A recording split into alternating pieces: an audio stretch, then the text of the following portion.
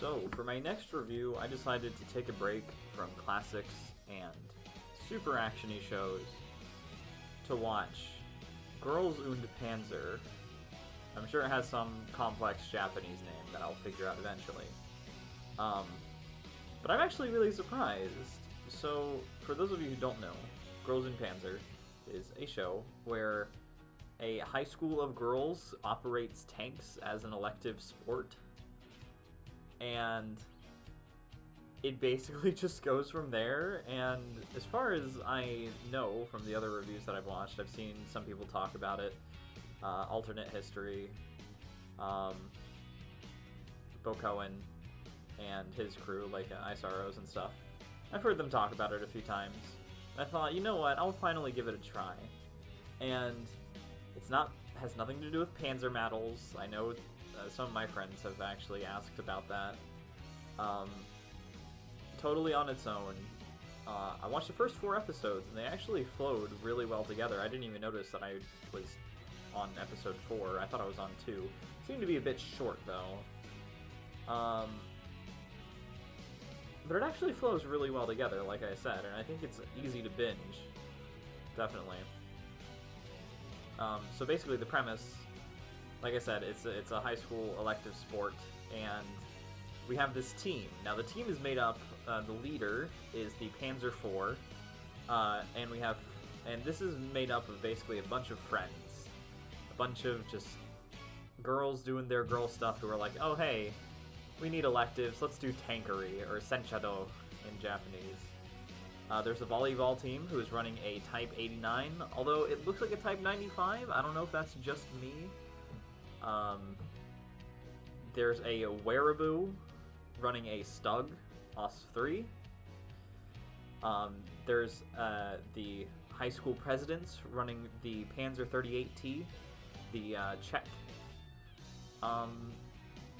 tank. And there is the early high schoolers, freshmen, I think, or middle schoolers or something, running an M3 Lee. And the show is almost entirely dealing with character stuff up to the point where they are functional in combat. If they are dysfunctional, fixing the characters and sorting positions and stuff like that. And it's almost all about either preparation for the sport or the sport itself. And I'm finding it really interesting. Now the animation, whenever it's just the girls, it's fine. It is what it is. But whenever, what's really impressive is the 3D animation and the combination of 2D and 3D here. It's actually really incredible how well that the animators get it to flow together. There are a few issues, like the tanks drift and the tanks fire on the move with seemingly no recoil. But so far, I'm actually really enjoying it. There's a few, there's a little bit of world building here and there, but it doesn't really need it, and so it's not the focus by any measure.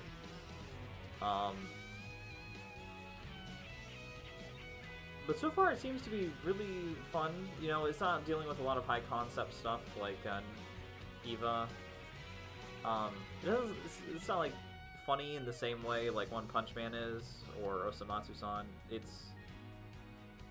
I don't know how to say it. Kind of just like almost like a bread and butter anime, but just done with a cool and unique concept or hobby concept, whatever that I'm interested in. There's not too much like actual historical detail because it doesn't take place in history, of course, but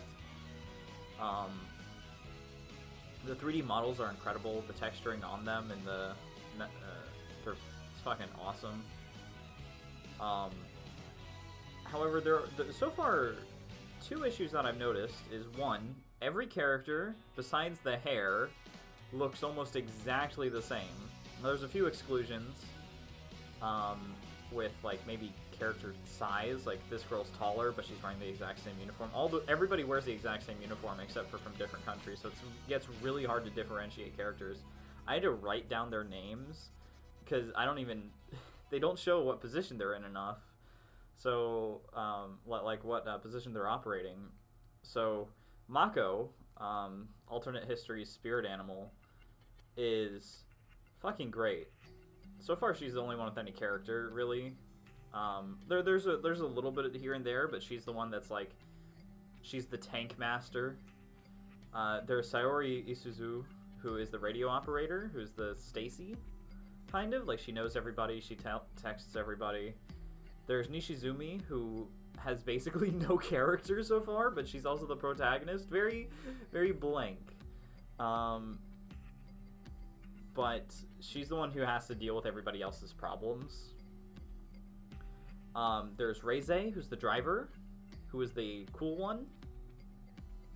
I don't know what that means. I don't remember who she is.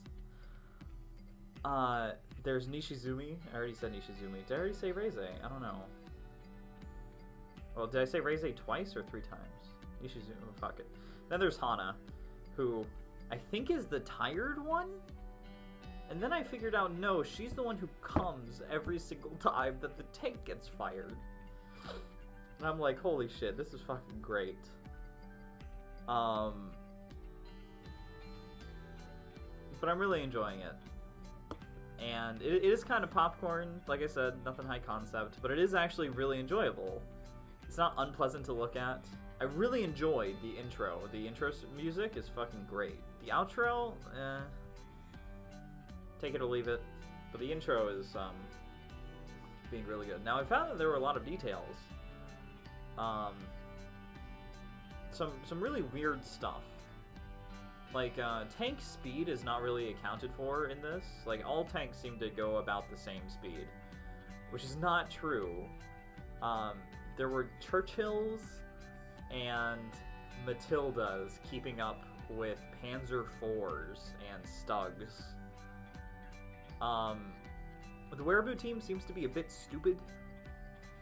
Because, like, oh, we're in a Stug. We have such a low profile, they'll never be able to hit us. Whenever they have flags raising about 5 feet up from their tank.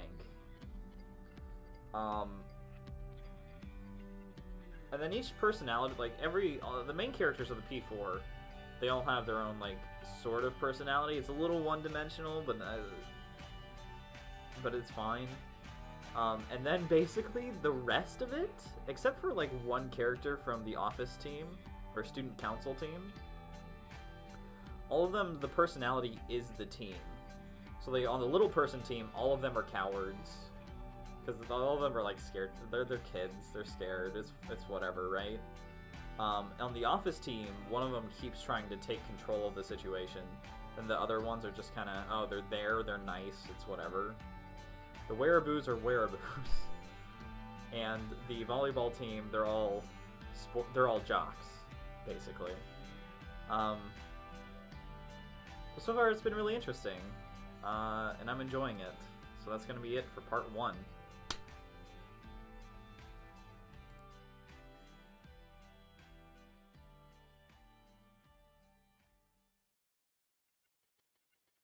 What's up? So, I finished watching up to episode 9, I think. They have they're just about to see the results of the fight with Pravda. And, man, this show is surprisingly good. Like, even though the characters are super one-dimensional, the actual action happening is really good, and I'm really interested in what's going on. Although I can't help but shake the feeling that, it is definitely style over substance. I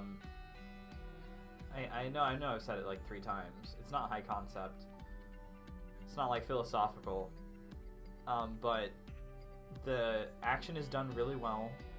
The 3D is done really well. It actually gets better later in the series. Voice acting gets better. I said there was an issue with it, and before I didn't specify. The issue with the voice acting is that, at least on the English version, it sounds like it's coming out of a box. Like they didn't properly mix it, or they didn't have the microphone set up properly. Almost sounds like how I'm sounding now. A little bit higher quality, but not by much. They do end up fixing that later in the translation, in the dub. But it's really interesting, and they've given a lot more character to everyone but the main characters. Like Katusha and Nona have character.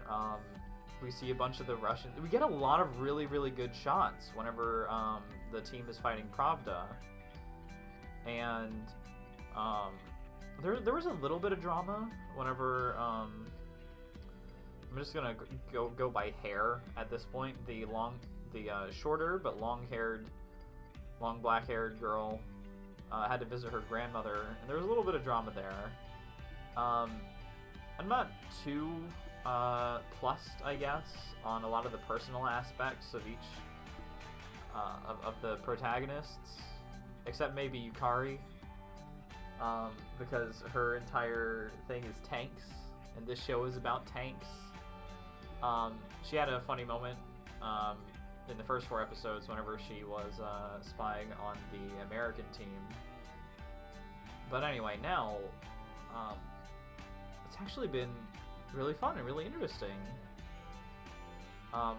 Animation quality, for 3D it improves. For 2D, I would say it improves because a lot of the character designs get much more distinct. Even the characters that they start adding in from the other, from the same school, like the hall monitors, you can tell who the hall monitors are. And Katusha and Nilna. The unfortunate part is, like, it seems like the characters from the beginning are generic. And I didn't even bring up the characters from the British school. But there's 2 of them, and it is really hard to tell them apart from each other. And they're always watching. I'm really liking the Wereaboo character. Like, the main person from the history club, I guess, or something like that. I can tell who she is. I can immediately tell that's the history club girl. Or who the history team is, really. But it's a lot of fun. I really recommend the series now, even if you're not super into tanks. Because it's kind of just pleasant, I guess. I don't know how to better describe it than that. But I will continue watching with the Pravda. And, yeah.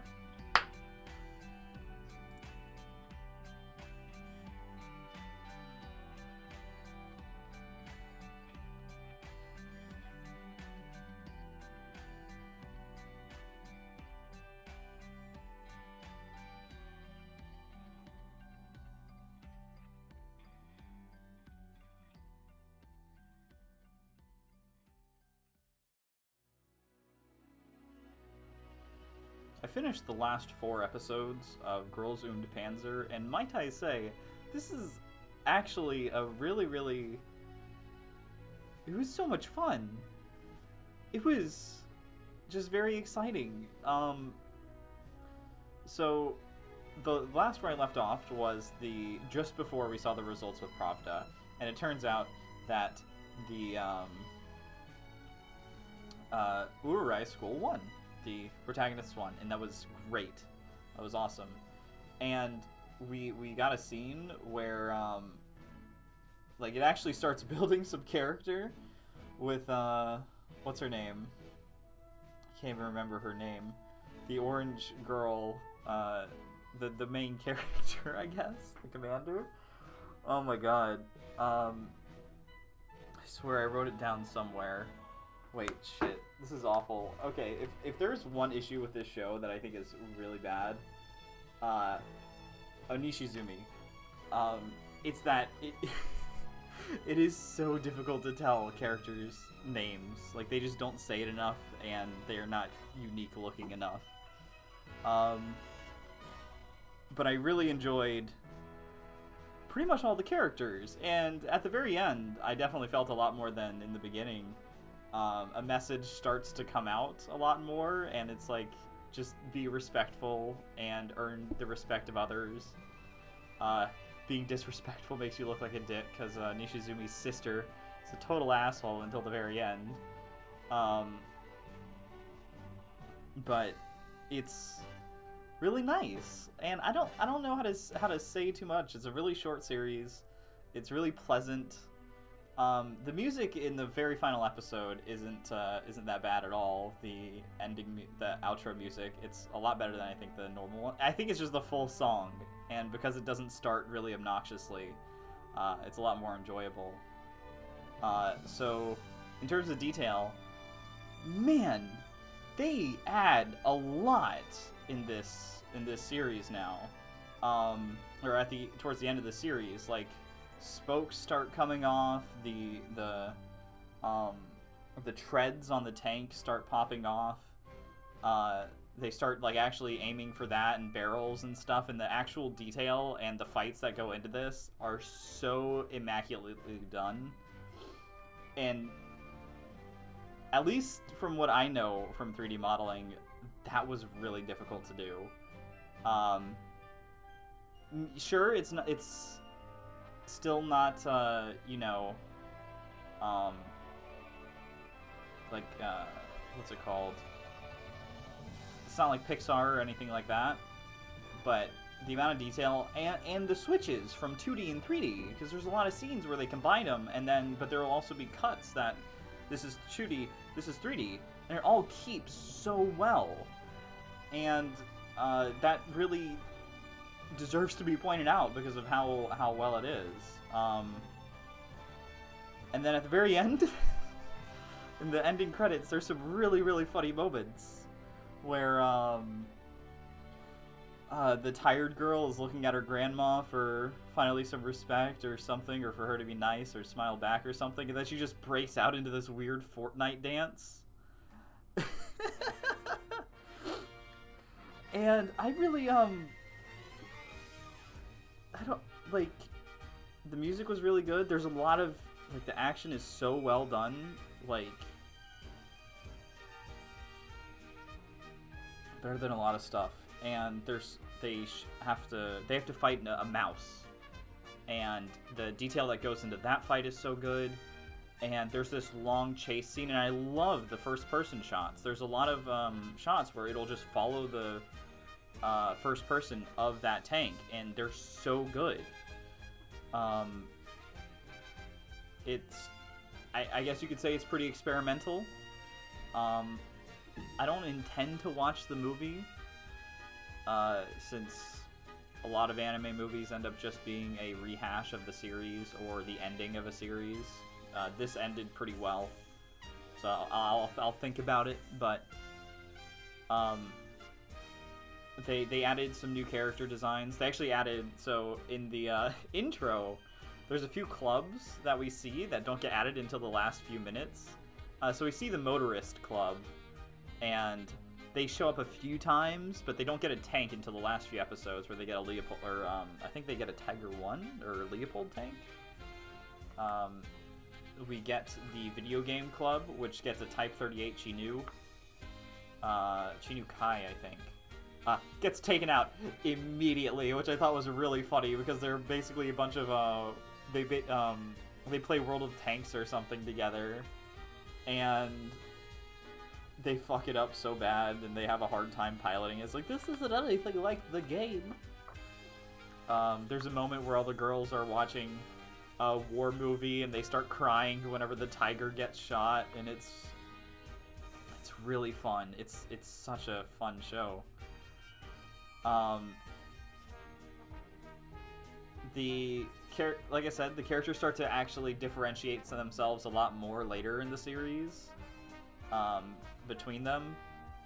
One of the girls actually gets glasses from basically nowhere. I think it's the radio operator. She has glasses on from episode like 10 onward. And it's, like I said, it's absolutely incredible. Of course, you know, to sum it up, you're not going into the show looking for writing. You're going into the show for the quality of the animation. There's nothing in writing that's like contradictory or crazy. But you're going in there to see tank-on-tank action with in-betweens with cute girls, and it works super well. I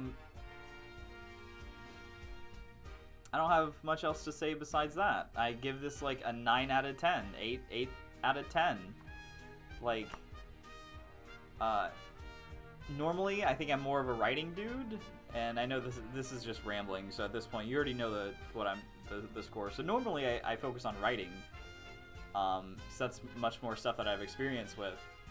But the other thing that I've experienced with is 3D modeling. So I was actually really interested in starting this show for a while now. Because, man, the mixture between 2D and 3D is great in this. And there's quite a few shots where they'll start a smoke generator, and it'll switch from drawing, actual drawing, switch to 3D, and then switch to background painting, and it's fucking awesome. And then the little details, like the music is also great. And I know I only mentioned the EP and the OP, but whenever a new nation gets introduced, there's music playing in the background. I don't remember what it was for St. Gloriana whenever they first fought them. For the Americans, I believe it's actually the Army Air Corps music, and I'll tag a little bit of that in here. For the Russians, they're playing Katyusha, or it might be another song. I'll edit that in later too. And then for the Germans, because they eventually fight a German team, they're playing Erica, and then they start playing Panzerlied, which I thought was epic. And it's so cute. It's so cool. If you like cute girls, watch it. If you like tanks and a little bit of history, watch it 100%. I would love to see like maybe different characters, or maybe because something high concept could totally happen in this universe, where maybe there's like pilots, or maybe there's warships or something like that. Maybe warships is a bit much, since that's like hundreds of people, not like one. But this was an incredible show. It is a bit of a one-trick pony, but it is an incredible trick. Alright, and I think that's where I'm going to leave it off. Thanks for watching, guys. You can watch this on Netflix. I think you can find it pretty easily in other places, too. I don't think the owners were that strict on publishing areas. And, yeah. Thanks. You should totally go watch this show.